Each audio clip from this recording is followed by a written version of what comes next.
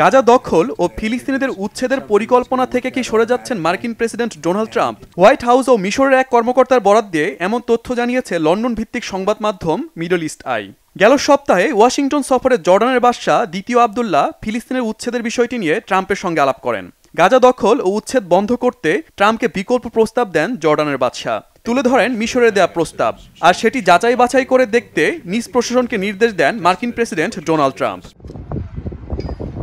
Middle East Eye জানিয়েছে, গাজা দখল করলে তা মধ্যপ্রাচ্যে ইসলামী উগ্রপন্থাকে আরও উস্কে দিতে পারে এমন শঙ্কা মার্কিন প্রেসিডেন্টের কাছে তুলে ধরেন জর্ডানের বাদশা।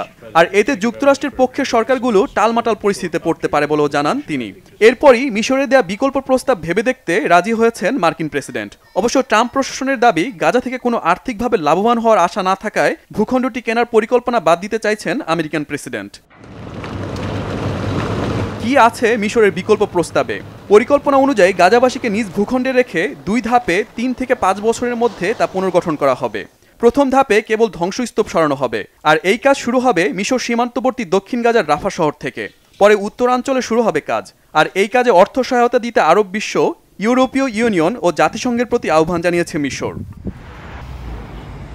গাজার পুনর্গঠন পরিকল্পনাটি বাস্তবায়নে চলতি মাসে মিশর, সৌদি আরব, জর্ডান, কাতার এবং সংযুক্ত আরব আমিরাত রিয়াদে এক বিশেষ বৈঠকের আয়োজন করতে যাচ্ছে।